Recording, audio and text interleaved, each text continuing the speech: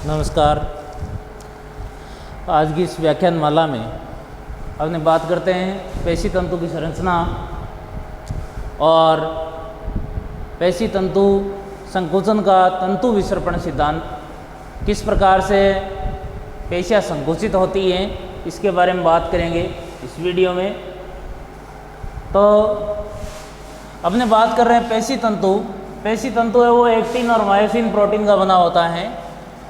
Actin के जो protein से बने हुए जो बैंड होते हैं उनको आई बैंड कहा जाता है, और मायोसिन प्रोटीन से बने हुए बैंड गहरे होते हैं, यानी मोटे गहरे होते हैं, उनको ए बैंड कहा जाता है।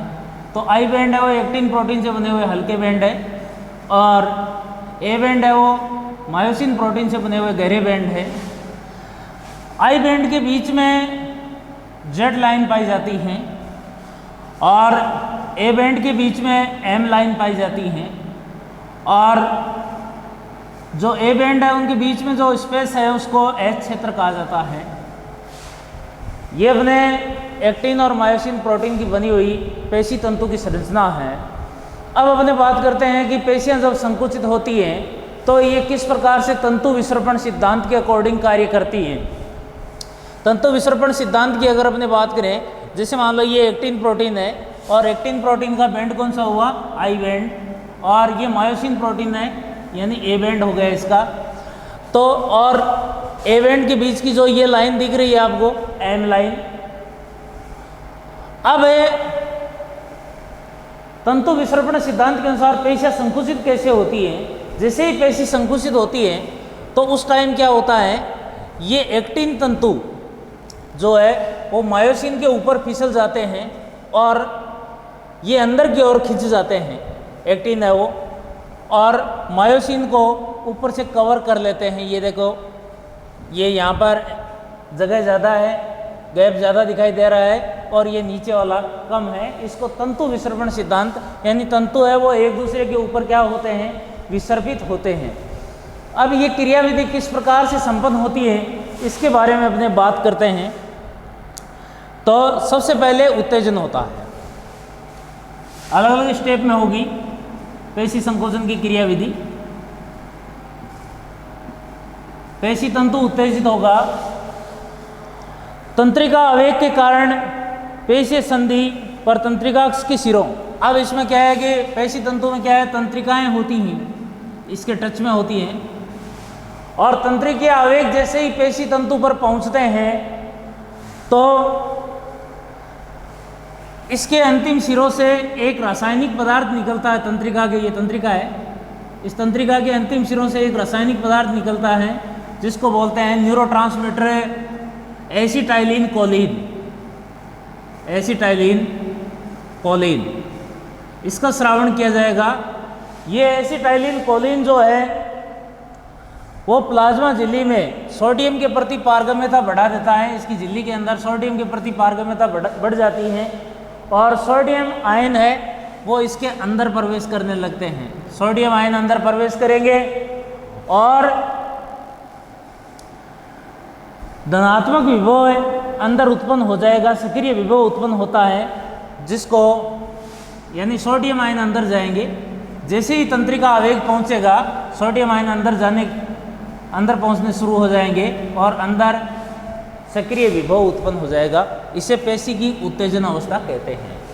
पहली बात, नंबर एक, पेशी उत्तेजन के लिए सबसे पहले तंत्रिका आवेग एसिटाइलिन कोलिन जो हार्मोन है, जैसे मान लो ये तंत्रिका का अंतिम सिरा है और इसके यहाँ पर ये नोड होते हैं, घुंडियाँ, और ये जुड़ी रहती है किसके संपर्क में, पेशी के संपर्क में आती है, और इसके द्वारा जो हार्मोन जो न्यूरोट्रांसमीटर का श्रावण किया जाएगा एसिटाइलिन कोलिन। ये एसिटाइलिन कोलिन इसको प्रेरित करता है, किसकी झिल्ली को, पेशी तंतु की झिल्ली को, जिससे पेशी तंतु की झिल्ली क्या हो जाती है, पारगम्य हो जाती है, और सोडियम आयन इसके भीतर प्रवेश करते हैं। सोडियम आयन इसके भीतर प्रवेश करेंगे तो अंदर धनात्मक विभव है वो बढ़ जाएगा, यानी विभव उत्पन्न हो जाएगा।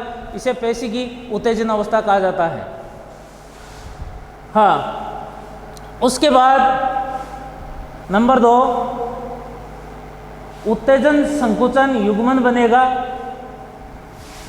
पहला हो गया पेशी उत्तेजित कैसे होती है। नंबर 2,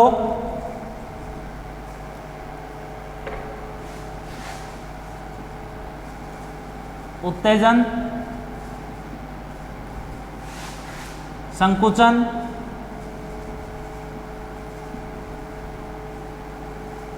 युग्मन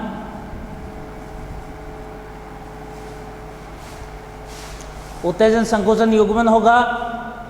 इस क्रिया के लिए सक्रिय विभव पेशी कोशिका में संकुचन को प्रेरित करेगा और पेशी द्रव्य अंदर टी नलिका तंत्र से तेजी से संचरित होगा।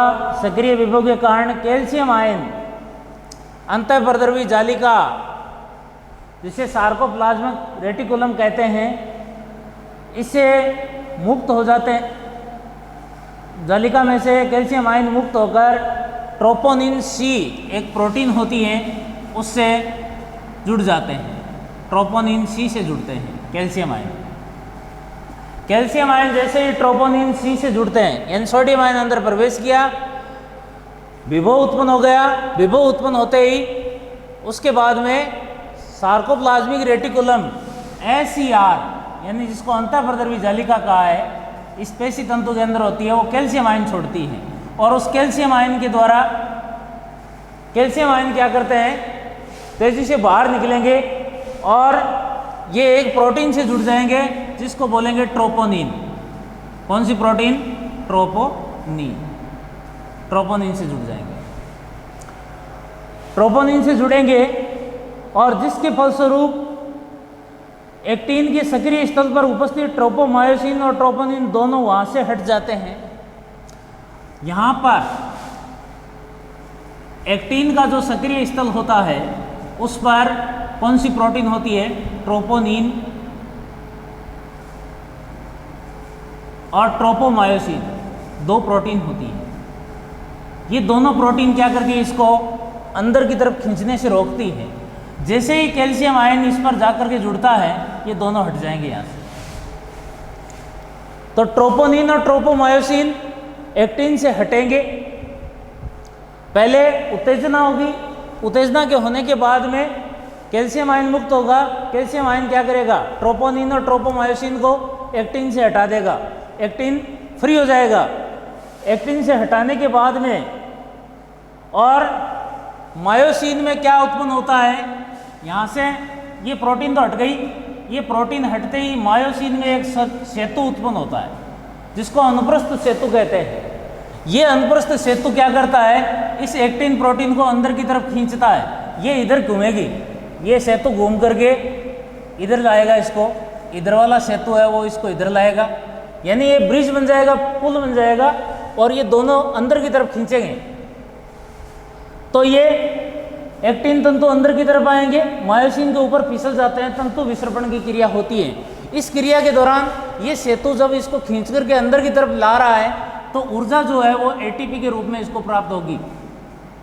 एटीपी द्वारा ऊर्जा प्राप्त होती है, ऊर्जा खर्च होती है क्योंकि इस क्रिया में, और ये क्रिया संकुचन की अवस्था होती है। नंबर 3, संकुचन।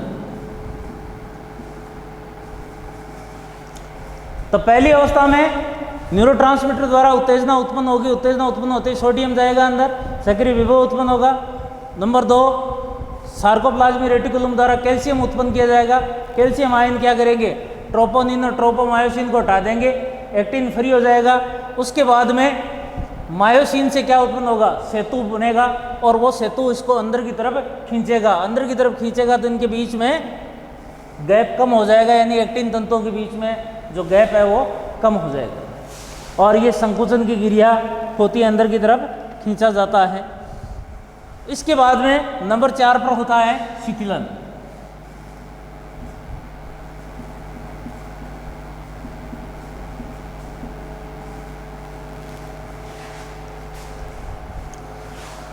जब तंत्रिका आवेग द्वारा पेशी उत्तेजन समाप्त हो जाता है, यानी न्यूरोट्रांसमीटर का जो उद्दीपन है वो समाप्त हो जाता है, तो कैल्शियम आयन वापस कहाँ आते हैं, इस ट्रोपोनिन को छोड़ देते हैं और ये ट्रोपोनिन जाकर के एक्टिन से वापस जुड़ जाता है। तो एक्टिन है वो एक जगह फिक्स हो जाता है, स्थिर हो जाता है। वापस अपनी स्थिति में चला जाता है और ट्रोपोनिन सी के कारण एक्टिन तंतु के सक्रिय स्थल अवरुद्ध हो जाते हैं, तंतुओं का जुड़ना बंद हो जाता है, सामान्य अवस्था आ जाती है। तो ये क्रिया हमने देखी पेशियों के संकुचन का तंतु विसर्पण सिद्धांत, जिसमें 4 स्टेप में ये कंप्लीट हुआ। पहली स्टेप में उत्तेजना होगी न्यूरोट्रांसमीटर द्वारा, सोडियम आयन अंदर प्रवेश करेंगे। दूसरी स्टेप में कैल्शियम आयन मुक्त करेगी कौन? सार्कोप्लाज्मिक रेटिकुलम, पेशी तंतु के अंदर जो अंतःप्रद्रवी जालिका होती है ना, वो कैल्शियम आयन मुक्त करेगी। वो कैल्शियम आयन कहाँ पर जाकर जुड़ेंगे? ट्रोपोनिन और ट्रोपोमायोसिन प्रोटीन से जुड़ जाएंगे और उनको एक्टिन से हटा देंगे। एक्टिन के जो सक्रिय स्थल है वो मुक्त हो जाएंगे। ये सक्रिय स्थल यहाँ पर जुड़ी हुई होती है प्रोटीन, ये यहाँ से मुक्त कर देगी कैल्शियम आयन। कैल्शियम आयन जैसे मुक्त करेगी, उसके बाद में संकुचन की जब क्रिया प्रारंभ होगी तो उस टाइम मायोसिन के ऊपर क्या बनेगा? सेतु बनेगा। और ये सेतु एक्टिन तंतु को अंदर की तरफ खींचेगा। ये इधर वाला इधर खींच रहा है और दोनों के बीच में गैप क्या हो जाएगा? कम हो जाएगा। तंतु एक दूसरे के ऊपर विसर्पी गति करते हैं, इस कारण इसको तंतु विसर्पण सिद्धांत कहते हैं। तो ये हमने देखा। अब लास्ट में अपने बात करते हैं अस्थियों से संबंधित कुछ बीमारियां, कुछ रोग कौन कौन से होते हैं उनके बारे में।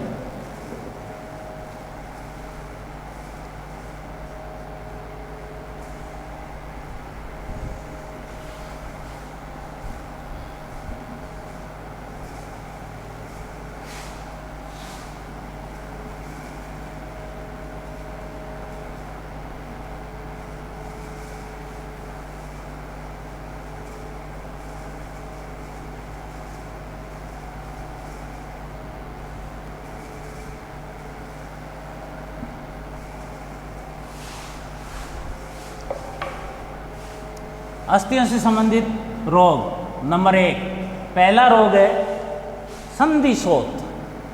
शोथ का मतलब सूजन है, संधि शोथ, जॉइंट जो होते हैं वहां पर सूजन आ जाती है।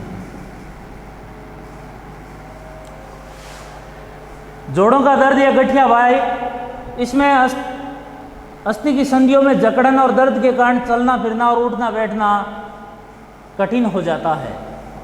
ये 3 प्रकार के हैं। एक तो संधिवात,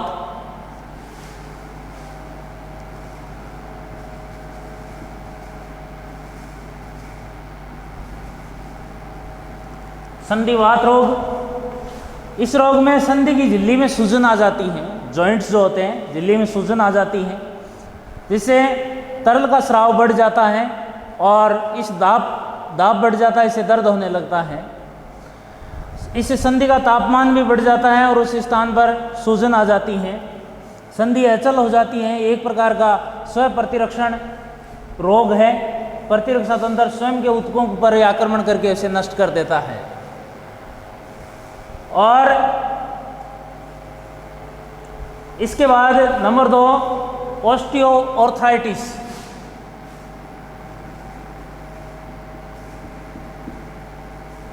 ऑस्टियोआर्थराइटिस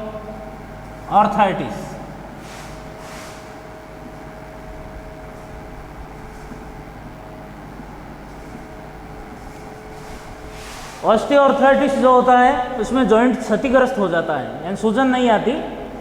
रुधिर परीक्षण के परिणाम असामान्य रुधिर परीक्षण आता है, परिणाम सामान्य आते हैं। रुधिर परीक्षण में वृद्धावस्था में होने वाला रोग है। संधि, टखने, जॉइंट ये जो है वो कमज़ोर हो जाते हैं, क्षतिग्रस्त हो जाते हैं। तीसरा है गठिया या गाउट रोग। गाउट रोग होता है यूरिक अम्ल के जो क्रिस्टल है उनका जमाव होने के कारण गाउट रोग हो जाता है, जोड़ों में दर्द होने लगता है। ये तो है संधि शोथ। अगला है ऑस्टियोपोरोसिस।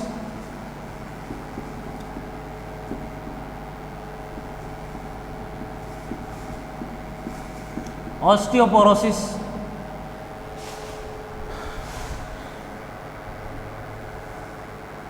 ये रोग जो है अस्थि कमज़ोर हो जाती है और कैल्शियम की कमी के कारण होता है। संपूर्ण कंकाल तंत्र पर दुष्प्रभाव पड़ता है और अस्थियां भंगुर हो जाती हैं इसके अंदर। तो डियर फ्रेंड्स, हमने देखा पेशियां जो कंकाल तंत्र को गति प्रदान करती हैं और पेशियों में संकुचन शिथिलन किस प्रकार से होता है, पेशियां कितने प्रकार की होती हैं, पेशी तंतु की संरचना, ये इन वीडियो के माध्यम से अपने देख चुके हैं। और साथ में जॉइंट्स के अंदर होने वाले रोग कौन कौन से हैं इनके बारे में चर्चा कर चुके हैं। नेक्स्ट वीडियो में अपने बात करेंगे मानव के संवेदी अंग है दो। एक तो आपके जो सिलेबस पाठ्यक्रम वैसे तो संवेदी अंग जो ज्ञानेंद्रिय है आंख कान नाक जीभ त्वचा ये 5 हैं, लेकिन मुख्य रूप से 2 अंगों की अपने बात करेंगे। कौन कौन से हैं? एक तो आंख, मानव नेत्र और मानव कर्ण। इनके वीडियो आगामी समय में आ रहे हैं। धन्यवाद।